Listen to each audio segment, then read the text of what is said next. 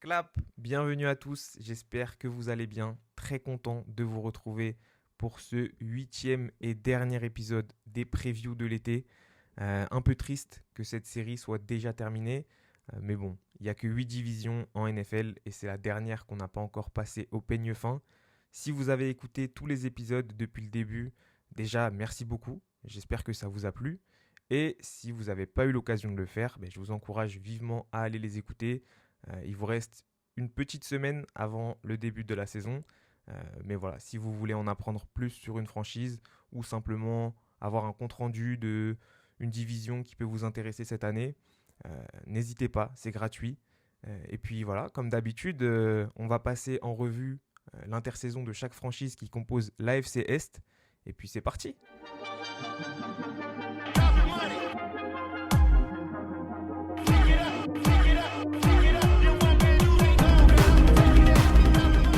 On démarre avec les Patriots de la Nouvelle-Angleterre qui terminent dernier de la division avec un bilan de seulement 4 victoires pour 13 défaites. On ne peut pas dire que ce qu'ils aient proposé l'année dernière était très joli à regarder, mais j'avoue que je ne m'attendais pas à grand-chose de plus, étant donné que c'était un quarterback rookie derrière une très mauvaise ligne offensive. Il n'avait pas beaucoup de talent parmi ses cibles au poste de receveur, ni une très bonne défense d'ailleurs, elle était assez diminuée par les blessures, etc. Et c'était chapeauté par un head coach en première année, Jerod Mayo, qui a d'ailleurs été remercié à la fin de la saison et remplacé par Mike Vrabel. Pourtant, on a quand même vu des signes encourageants de progrès de la part de Drake May au fur et à mesure de la saison. Et sa situation semble s'être nettement améliorée par rapport à l'année dernière, étant donné que les Patriots avaient énormément de cap space à dépenser pendant l'intersaison et qu'ils l'ont utilisé, c'est le moins qu'on puisse dire. Statistiquement, si on regarde juste les chiffres pour Drake May en 2024, ça n'a rien d'impressionnant, mais en le voyant jouer, il faut avouer qu'avec le peu d'aide qu'il avait autour, c'est quand même encourageant pour la suite. C'était peut-être l'une des pires lignes offensives de la ligue avec celle de Seattle, plus de 200 pressions concédées sur leur quarterback, et sans véritable playmaker, c'est pas étonnant de voir qu'ils terminent 23e en attaque à la passe, 30e en attaque à la course, donc 30e en points marqués. Et puis du côté de la défense, ils sont 30e en défense contre la passe, 22e en défense contre la course, 22e en points encaissés. Donc voilà, il y a eu des gros investissements pendant la free agency dans les tranchées des deux côtés du ballon, donc sur les deux lignes offensives et défensives. On va commencer avec la ligne offensive, puisque sur les 5 maillons de la chaîne qui forment cette unité, il y a 4 nouveaux visages, 2 vétérans qui ont été signés, Garrett Bradbury au poste de centre et Morgan Moses au poste de tacle droit, qui a signé pour 8 millions cette année, et 2 rookies, à savoir Will Campbell, tacle gauche de LSU, qui a été sélectionné au premier tour de la draft avec le choix numéro 4 overall, et Jared Wilson, le centre de Georgia, qui devrait jouer au poste de garde gauche. Mais voilà, des très bonnes sélections à la draft, on y reviendra, mais les Patriots ont vraiment bien réussi leur draft cette année, je trouve, c'était assez impressionnant. Et du côté de la ligne défensive, la plus grosse signature, c'était celle de Milton Williams, défensive tackle des Eagles, qui a signé pour 4 ans et 104 millions de dollars, soit 26 millions par an en moyenne. On compte aussi l'arrivée de Harold Landry, edge rusher, qui était chez les Titans, sous Mike Vrabel d'ailleurs, qui signe pour 14,5 millions par an. Et on compte le retour de blessure de Christian Barmore, qui devrait retrouver le chemin vers les terrains cette saison, et ça va faire beaucoup de bien à la ligne défensive des Patriots. Et il y a 2 autres additions majeures en défense. D'abord sur le front 7 avec l'ancien linebacker des Raiders, Robert Spillane, qui signe pour 11 millions par an. Puis dans le secondary avec la signature de Carlton Davis, le cornerback, qui a signé pour 18 millions par an et qui devrait former une paire vraiment très très forte avec Christian Gonzalez, très jeune et déjà l'un des tout meilleurs cornerbacks en NFL. Donc voilà, je m'attends à beaucoup de progrès de la part de cette défense. Et du côté de l'attaque, j'ai déjà parlé de la ligne offensive, mais ils ont également ajouté une nouvelle cible pour Drake May avant la draft, puisque Stephon Diggs, le receveur, rejoint les Patriots pour 21 millions par an en moyenne. Il s'est fait les croisés l'année dernière, je crois, donc il va revenir d'une grosse blessure. Je ne sais pas s'il sera à 100% directement, surtout qu'il est plutôt jeune. Mais voilà, Stephon Diggs revient en AFC Est après quelques saisons chez les Bills. Il va cette fois-ci chez les Patriots. Mais ce n'est pas la seule cible qu'ils ont ajoutée pour Drake May, puisque on va parler maintenant de la draft. Je vous ai dit, mais pour moi, les Patriots ont vraiment fait une excellente draft. Will Campbell au premier tour, on en a parlé. Très bon protecteur, très mobile, une bonne technique. Ça devrait vraiment être un élément moteur pour cette ligne offensive. Et c'est vraiment un atout de grande valeur que d'avoir un left tackle sous contrat rookie qui soit aussi pro-ready que Will Campbell. Donc voilà, il sera chargé de protéger l'angle mort de Drake May. Au deuxième tour, il sélectionne Treveyon Henderson, le running back de Ohio State, qui devrait avoir aucune difficulté à prendre le rôle de running back 1 devant Ramondre Stevenson. Il est hyper complet, ça aussi c'est un atout de grande valeur pour un running back, puisque sur first down et second down, il est capable de faire des très très bonnes courses. Et sur third down, si jamais on est en situation de passe, déjà il a des bonnes mains, et surtout c'est un excellent bloqueur. Donc ça apportera un petit peu plus de protection pour Drake May si besoin. Au troisième tour, j'ai abordé tout à l'heure, il sélectionne Jarrett Wilson, le lineman offensif de Georgia, qui est vraiment hyper athlétique. Il a fait un combine très très impressionnant. Au quatrième tour, excellente value avec la sélection du receveur Kyle Williams, vraiment très vif. J'aimais beaucoup pendant le processus pré-draft. Et au cinquième tour, il sélectionne le nose tackle Joshua Farmer et le edge rusher Bradyn Swinson, qui pour l'instant est sur la practice squad. Et en plus de ça, ils ont même trouvé une pépite en undrafted free agency, puisque Efton Chisholm, slot receveur normalement, qui devrait peut-être pas starter devant Pop Douglas, mais en tout cas qui s'est fait une place sur le roster. Donc voilà, encore une cible pour Drake May et une très belle trouvaille pour les Patriots qui complètent une draft vraiment réussie à mon goût. Donc si on fait le bilan de l'intersaison pour les Patriots, c'est l'équipe qui avait le plus de cap space disponible au début de la free agency et ils avaient des très gros trous à combler dans le roster, donc forcément ils ont énormément dépensé pendant la free agency, mais c'était à bon escient, ils se sont très bien renforcés. Ils ont fait une draft très réussie selon moi au mois d'avril.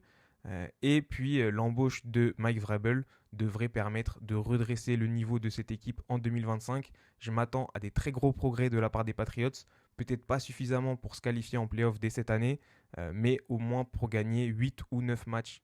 On enchaîne avec les Jets de New York qui terminent 3e de la division en 2024 avec un bilan de 5 victoires pour 12 défaites. L'expérience Aaron Rodgers et Davante Adams n'a pas fonctionné malheureusement, c'était prévisible. C'est un tout nouveau coaching staff qui arrive pour prendre les rênes de cette équipe. Aaron Glenn est embauché en tant que head coach, anciennement défensif coordinateur chez les Lions, et il a bien fait comprendre que c'était pas un clown, il n'y aura pas de numéro de cirque à New York cette saison, et ils vont reconstruire doucement mais sûrement, sans griller les étapes et sans faire de bruit, et je pense que ça peut faire énormément de bien à cette franchise. Dans ses valises, il amène avec lui à New York une partie du coaching staff des Lions, notamment son coordinateur offensif Tanner Engstrand, anciennement passing game coordinateur sous Ben Johnson à Détroit. Et voilà, je pense que ça va participer à mettre en place cette nouvelle culture, cette nouvelle identité pour les Jets. Et franchement, je trouve ça très positif. Au niveau du schéma défensif, je pense que ce sera assez similaire à ce qu'on a vu à Détroit l'année dernière. Et en attaque, il devrait y avoir des similitudes également, avec un accent mis véritablement sur le jeu de course, étant donné qu'il y a des bons éléments en attaque chez les Jets qui étaient déjà en place, notamment la ligne offensive. Il y a Breece Hall, le running back, Braylon Allen également, et qu'ils ont signé Justin Fields au poste de quarterback pour 2 ans et 40 millions, et qu'une des grandes forces de Justin Fields, c'est son jeu de course. Pour le jeu de passe, voilà, il peut encore progresser largement, mais en tout cas, ça va leur permettre de mettre en place la philosophie de jeu qu'ils veulent adopter en attaque. Et franchement, pour l'instant, c'est assez encourageant. Évidemment, l'arrivée de ce nouveau coaching staff s'accompagne de beaucoup de mouvements sur le roster pendant la free agency. Il y a évidemment les départs de Aaron Rodgers et Davante Adams, mais il y a également un départ à la retraite de Tyron Smith, le départ de Hassan Reddick qui n'a pas été un bon mariage avec les Jets, c'est le moins qu'on puisse dire. Javon Kinlaw, le defensive tackle qui s'en va. CJ Mosley au poste de linebacker. Et puis l'autre départ que je regrette sincèrement pour les Jets, c'est celui du cornerback DJ Reed. C'est peut-être le choix que j'ai le moins aimé dans leur free agency, celui de remplacer DJ Reed par Brandon Stephens, cornerback des Ravens l'année dernière. Je suis assez choqué par le fait que DJ Reed, qui était franchement facilement dans le top 10 à son poste en 2024, qui le remplace par un joueur comme Brandon Stephens qui était une faiblesse pour la défense contre la passe des Ravens l'année dernière et qu'il soit payé 36 millions sur 3 ans là où DJ Reed est payé 48 millions sur 3 ans. Je trouve que ça n'a pas trop de sens, honnêtement. L'écart de salaire entre les deux ne reflète vraiment pas l'écart de niveau. Donc j'aurais préféré qu'il conserve DJ Reed. Mais bon, il s'en va chez les Lions. C'est comme ça. C'est la seule signature que j'ai vraiment eu du mal à digérer. Mais au-delà de ça, ça reste une free agency assez correcte. Au niveau des arrivées, elles ne sont pas très nombreuses. Mis à part Brandon Stephens, il y a André Cisco, le safety, qui a signé pour 8,5 millions par an. C'est un peu cher pour André Cisco, mais il est encore très jeune. Et je pense que ce coaching staff a les capacités de former des defensive backs. Ça devrait être une de leurs forces. Donc pourquoi pas. Il y a eu un trade récemment aussi pour le nose tackle des Vikings, Harrison Phillips, qui est assez âgé, mais qui arrive à maintenir un niveau de jeu assez constant. Et il n'y a pas eu beaucoup d'arrivées en fait, tout simplement parce que la plupart de leur cap space a été utilisé soit pour re-signer, soit pour prolonger des joueurs qui faisaient déjà partie du roster. Il y a John Simpson, le garde gauche, qui a signé pour 2 ans et 40 millions. Ça va permettre de garder une sorte de cohérence dans la ligne offensive. Ils ont également re-signé Jamien Sherwood, le linebacker, à 15 millions par an en moyenne. Il a fait une très bonne saison l'année dernière, donc mérité. Et puis, évidemment, la prolongation de leurs 2 rookies de l'année de 2022, tous les deux sélectionnés au premier tour. Tout d'abord, Garrett Wilson, qui prolonge de 4 ans supplémentaires pour 130 millions. Puis, Sauce Gardner, qui prolonge lui aussi pour 4 ans et 120 millions. Ça devrait d'ailleurs être un très bon fit pour la défense de Aaron Glenn. Donc vraiment, c'est une bonne chose que les Jets conservent leurs jeunes talents, étant donné qu'ils sont en train de reconstruire un effectif. C'est important de garder les joueurs qui sont déjà présents et qui sont des bons éléments. Donc voilà, c'est une bonne chose de garder ces 2 joueurs sur le roster. Garrett Wilson, c'est un petit peu le nouveau Terry McLaurin. Il a un début de carrière très similaire, puisqu'il a inscrit plus de milliards sur chacune de ses 3 saisons à la réception. Et je vais vous dresser un petit peu la liste des quarterbacks avec lesquels il a joué. Ça fait Zach Wilson, Mike White, Trevor Siemian, Tim Boyle, Aaron Rodgers, mais la version de 40 ans, et maintenant Justin Fields. Donc voilà, il a largement mérité son contrat. Et puis, pareil pour Sauce Gardner, qui sort d'une saison un petit peu moins bonne, mais qui a largement les capacités de rebondir et qui est un athlète vraiment remarquable pour le poste. Donc voilà, une bonne free agency pour les Jets. Et ils ont accompagné ça d'une draft vraiment assez réussie, j'ai trouvé. Au premier tour, ils ont sélectionné le tackle droit de Mizzou Armand Membou, très puissant. Ils ont vraiment une paire de tackles que je pense beaucoup d'équipes en NFL rêveraient d'avoir. Olu Fashanu en 2e année de contrat rookie et maintenant Armand Membou à droite. Et sur l'intérieur, ils ont déjà Joe Tipman, Elijah Vera Tucker et là, ils ont re-signé John Simpson. Donc je pense que ça fait partie des arguments qui ont joué en la faveur des Jets pour le choix de Aaron Glenn de reprendre ce coaching staff, puisqu'il y avait une ligne offensive qui était quasiment déjà bâtie. Il manquait juste un tackle droit et ils l'ont sélectionné au premier tour de la draft. Ensuite, au second tour, ils ont sélectionné Mason Taylor, le tight end de LSU, qui je pense devrait apporter une contribution immédiate, enfin tout simplement parce qu'il y a très peu de compétition au poste de tight end chez les Jets. C'est un bon athlète, c'est pas le meilleur bloqueur, mais il sort son épingle du jeu dans la réception.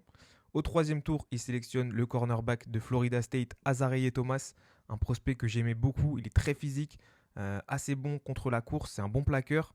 Donc voilà, je pense que lui aussi, ce sera un très bon fit dans la défense de Aaron Glenn. D'ailleurs, c'est pas pour rien qu'il a été sélectionné par les Jets.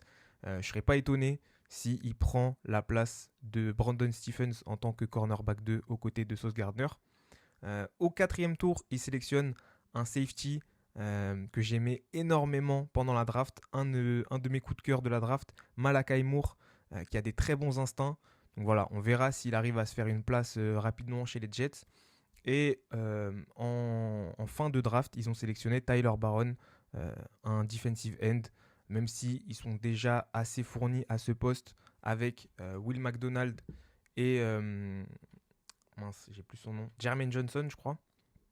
Donc voilà, c'est une défense qui sur le papier est vraiment correcte.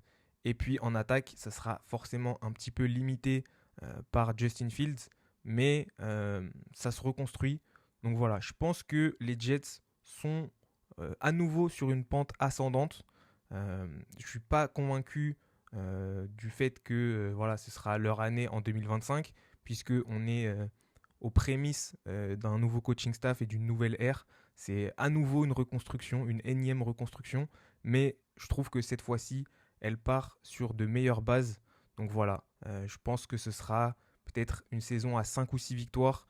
Je ne serais pas étonné s'ils terminent 3e ou 4e de la division, mais que leur performance n'est pas vraiment reflétée par leur bilan et que, à l'instar d'une équipe comme les Lions, quand Dan Campbell l'a récupéré et qu'ils ont fait leur première saison avec seulement 3 victoires, voilà, je ne serais pas étonné si les Jets font statistiquement une mauvaise saison, mais que ce soit un mal nécessaire pour bâtir et pour retrouver le chemin des playoffs à partir de peut-être 2026 si tout se passe bien.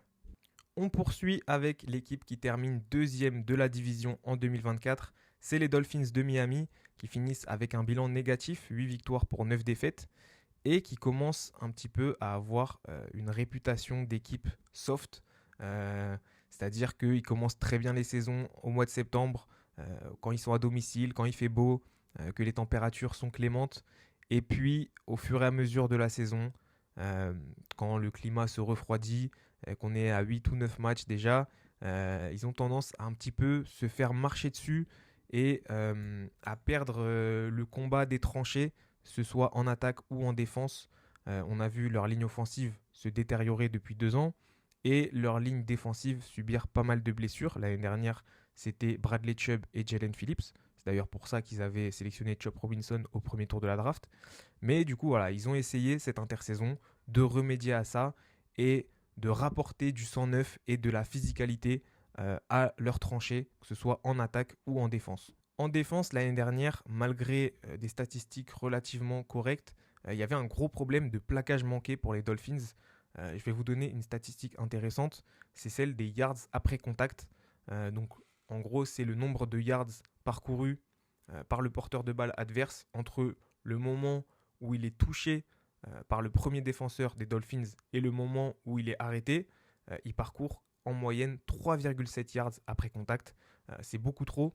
Imaginez que voilà, entre le moment où le porteur de balle adverse est touché et le moment où le jeu s'arrête, il parcourt quasiment 4 yards de plus. Cette année, je pense que le problème majeur de la défense des Dolphins va se situer dans le secondary, mais c'est un problème, on va dire, plus facilement solvable que celui des plaquages manqués, dans la mesure où je m'attends à ce qu'ils jouent avec beaucoup moins de blitz et qu'ils essayent de mettre la pression avec seulement 4 hommes sur la defensive line. Et du coup, ça permet d'avoir 7 joueurs en couverture, et de mettre moins de pression sur les defensive backs, étant donné que c'est le secteur dans lequel ils ont le moins de profondeur et de talent. Et en attaque, si les squads de Mike McDaniel cliquent bien, ils peuvent s'en sortir. Et voilà, avec ce genre de défense, s'ils arrivent à mettre des points en attaque et à couvrir plus que à dominer en défense, ça peut marcher malgré un secondary assez faible. Pendant l'intersaison, j'ai abordé rapidement le sujet tout à l'heure, mais ils ont investi majoritairement sur les lignes. On va commencer par la ligne défensive. Ils ont prolongé Zach Sealer, leur defensive tackle, qui a fait une très bonne saison l'année dernière, à un contrat de 3 ans supplémentaires pour 64 millions. Ils ont prolongé également Bradley Chubb pour 18 millions par an, le edge rusher. Et ils ont drafté 3 linemen défensifs intérieurs. Donc voilà, un gros investissement pendant la draft. On parlera de la draft un tout petit peu après. Et au niveau de la ligne offensive, des ajouts peut-être un peu maladroits, mais qui sont toujours mieux que ce qu'ils avaient auparavant. Il y a Daniel James, le garde droit, qui a signé pour 8 millions par an. Et ils ont ils ont trade up même au second tour pour drafter Jonas Savainea, le guard de Arizona, qui va apporter un début de physicalité à l'intérieur de cette ligne offensive qu'on a vu un petit peu en peine l'année dernière avec Liam Eschenberg, Aaron Brewer, etc. Et puis au niveau des tackles, c'est Patrick Paul et Austin Jackson. Austin Jackson qui sera à droite et qui va protéger l'angle mort de Tua Tagovailoa vu qu'il est gaucher. C'est le tackle droit qui s'en charge. C'est un petit peu inversé. Et au niveau des départs, il y a celui de Teron Armstead qui est parti à la retraite. Leur meilleur lineman peut-être depuis plusieurs saisons. Mais j'ai l'impression qu'ils avaient un petit peu anticipé ça avec la sélection de Patrick Paul à la draft l'année dernière. En autre départ, il y a celui de Calais Campbell, defensive tackle / nose tackle, qui prend beaucoup de place sur l'intérieur de la ligne défensive. C'était une des autres raisons pour lesquelles il fallait investir sur ce secteur-là. On note aussi le départ de Javon Holland, le safety, qui avait eu un très bon début de carrière à Miami et qui a connu des saisons plus difficiles depuis 2 ans. Et puis, il y a eu un trade avec les Steelers qui a envoyé Jalen Ramsey, le cornerback, et Jonnu Smith, le tight end, en échange de Minkah Fitzpatrick, safety, qui est payé 18 millions par an, je crois, cette année. Mais ça permet aux Dolphins d'avoir un petit peu plus de flexibilité au niveau du cap space. Peut-être que Jonnu Smith c'était le prix à payer, mais ils échangent un DB vétéran contre un autre DB vétéran et ça permet une réunion entre les Dolphins et Minkah Fitzpatrick puisque c'est l'équipe qui l'avait drafté initialement et qui l'avait échangé aux Steelers. Donc voilà, ça fait un aller-retour pour Minkah Fitzpatrick. J'ai parlé de leurs 3 choix sur la ligne défensive intérieure pendant la draft, mais on va rentrer un petit peu plus dans le détail. Au premier tour, avec le choix numéro 13, il me semble, ils ont sélectionné Kenneth Grant, alors defensive tackle de Michigan, qui est vraiment très mobile pour son gabarit et qui a un potentiel énorme au poste de nose tackle ou de defensive tackle. Je pense qu'il jouera defensive tackle cette année, puisque c'est Benito Jones, je crois, le nose tackle qui est en place, et que de toute façon, ils ont besoin d'aide un peu partout sur la ligne défensive. Au deuxième tour, le trade-up pour Jonas Savainea. Ils n'avaient pas de pick au 3e et au 4e tour, mais au 5e tour, ils sélectionnent Jordan Phillips, le nose tackle de Maryland, qui a lui aussi beaucoup d'athlétisme et qui a une très bonne value, je trouve, au tour 5. Puis Jason Marshall Jr., le cornerback de Florida. Dante Trader, le safety de Maryland, encore une fois, qui je pense pourra avoir un impact direct en special team. Et ensuite, ils sélectionnent le running back Ollie Gordon pour assurer plus de profondeur, puisque Devon Achane et Jalen Wright ont montré qu'ils étaient un petit peu injury prone. Et enfin, un pick que je trouve assez sous-coté, c'est celui de Zeke Biggers, defensive tackle, qui a été pris au 7e tour et qui, je pense, pourra apporter de l'aide dans la rotation de la ligne défensive. Donc, franchement, une bonne draft qui permet de commencer un changement d'identité pour les Dolphins et essayer de se débarrasser de cette réputation d'équipe un peu soft. Donc, à titre personnel, j'ai bien aimé le début de transition entamé par les Dolphins. Il ne reste plus qu'à remplacer Tyreek Hill par quelqu'un de moins toxique et à renouveler ce secondary, apporter un peu de talent. Et on pourra peut-être enfin retrouver un concurrent sérieux en playoff. Et en vrai, je pense qu'ils ont enfin pris le problème de physicalité à bras-le-corps. Il n'est peut-être pas réglé déjà en une seule intersaison, mais c'est un bon début. Je pense que les Dolphins sont capables de gagner 7 ou 8 matchs la saison prochaine, peut-être 9 si Tua reste en bonne santé et ne rate aucun match, mais je tablerai plutôt sur 7 ou 8 victoires. Pour finir, on va parler des Bills de Buffalo qui terminent la saison régulière avec un bilan de 13 victoires pour 4 défaites. Ils sont champions d'AFC Est et ils ont fait un joli parcours en playoff. Ils ont battu les Broncos à domicile de façon très convaincante, puis ils se sont imposés de justesse contre les Ravens avant de s'incliner en finale de conférence AFC contre les Chiefs. Ça arrive souvent aux Bills de gagner contre les Chiefs en saison régulière et de perdre en playoff. C'est dommage que ce soit dans ce sens-là pour eux, mais C'est une équipe extrêmement complète. Ils ont l'un des 2 meilleurs quarterbacks en NFL actuellement avec Josh Allen. Ils ont une très bonne ligne offensive, un bon jeu de course qui fonctionne très bien avec James Cook. Ils ont une plutôt bonne défense et l'un des plus gros avantages de terrain lorsqu'ils jouent à domicile de toute la ligue. Donc voilà, c'est en termes de construction, une équipe qui ressemble comme 2 gouttes d'eau aux Chiefs de Kansas City. Et leur objectif, c'est le même depuis plusieurs années, c'est d'aller au Super Bowl. Malheureusement, c'est un objectif qu'ils n'ont pas encore atteint, mais ils vont retenter cette année puisque leur fenêtre est toujours largement ouverte. Au niveau des points forts, les Bills ont une attaque redoutable, dirigée par Joe Brady, le coordinateur offensif, qui ne recule quasiment jamais et qui encaisse très très peu de plays négatifs. C'est d'ailleurs le meilleur taux de sacs concédé en NFL avec seulement 2,5%. Et qui dit pas de play négatif en attaque, dit situation en termes de down et de distance favorable pour l'attaque des Bills. Et qui dit situation favorable en attaque, dit grand nombre de points inscrits. Ils sont 2e en EPA par play en attaque à la passe, 4e en EPA par play en attaque à la course et 2e en points marqués. Donc voilà, c'est une attaque qui fonctionne très très bien. Et de l'autre côté du ballon, au niveau de la défense, ils ont une plutôt bonne défense contre la course, 5e meilleure en NFL, et une défense contre la passe peut-être un peu légère. C'est d'ailleurs l'un des seuls points faibles assez évidents des Bills, c'est la défense contre la passe. Ils sont 21e en EPA par play l'année dernière, 12e en points encaissés. Et voilà, s'il y a bien un secteur où les Bills peuvent nettement s'améliorer, c'est dans le secondary, en particulier au poste de safety. Pendant la free agency et la draft, ils ont investi sur leur ligne défensive. On a vu qu'ils avaient ajouté Joey Bosa à leur effectif. Il a signé un contrat de 1 an pour 12 millions pour le vétéran. Ils ont prolongé le contrat de Grégory Rousseau, leur defensive end, à 20 millions par an en moyenne. C'est assez correct au vu de la production qu'il leur a apporté. Ils ont toujours AJ Epenesa, même si on note la perte du vétéran Von Miller au poste de defensive end. Au niveau du front seven, ils ont investi au poste de linebacker puisqu'ils prolongent Terrell Bernard pour 10 millions par an en moyenne. Ils re-signent Matt Milano pour 6 millions cette année et ils font venir Shaq Thompson, le vétéran des Panthers, pour 1 million seulement. Une présence bienvenue au niveau de la profondeur. D'avoir un vétéran comme Shaq Thompson, c'est pas mal du tout. Au poste de cornerback, ils ont perdu Rasul Douglas et Khair Elam, mais ils ont prolongé leur meilleur cornerback l'année dernière, Christian Benford, à 17 millions par an en moyenne. Et ils ont fait revenir Tre'Davious White pour 3 millions seulement. Donc voilà, un vétéran dans la room de cornerback. Ensuite, il y a le départ de Amari Cooper, le vétéran au poste de receveur, qui est compensé par les arrivées de Josh Palmer pour 10 millions par an en moyenne et de Elijah Moore pour 2,5 millions par an cette année.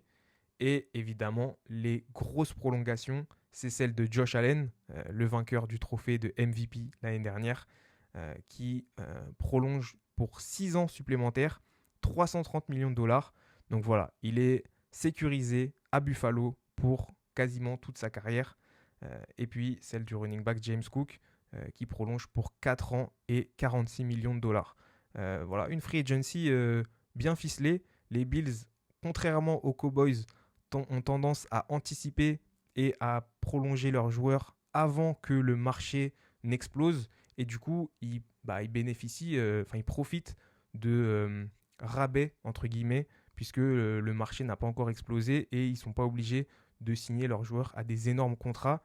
Je pense à Khalil Shakir, le receveur, qui a prolongé pour seulement 13 millions par an en moyenne, alors qu'il apporte une bonne production aux Bills à la réception chaque année.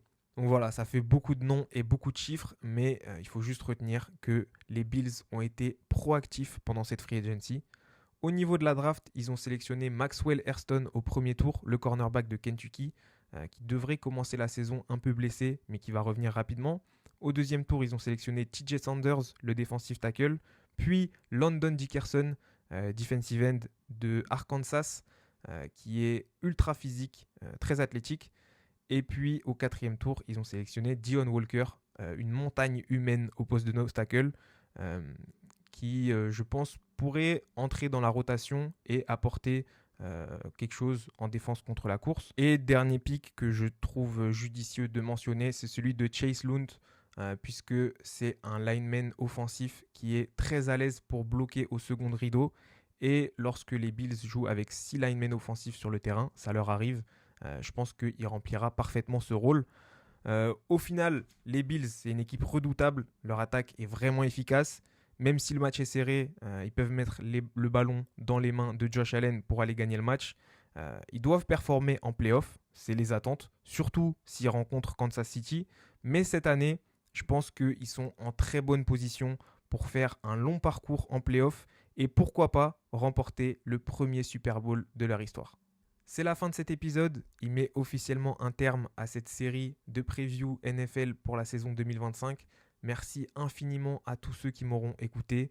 N'hésitez pas à me faire vos retours en commentaire. C'est la première fois que je fais ça, donc je prends volontiers vos retours. N'hésitez pas non plus à recommander le podcast à vos proches ou aux gens que ça pourrait intéresser. Je mets beaucoup d'efforts et de temps à faire ces vidéos. Donc voilà, si ça vous plaît, partagez-le. N'hésitez pas non plus à me suivre sur Instagram et sur Twitter @endzone_fr. C'est là que je poste le plus régulièrement. Vous pourrez retrouver chaque semaine nos pronostics pour les rencontres ainsi que nos top flops, donc les meilleures et les pires performances du week-end selon nous. Et puis voilà, en attendant, je vous fais de très gros bisous. Je vous embrasse. Prenez soin de vous. À la prochaine. Ciao tout le monde.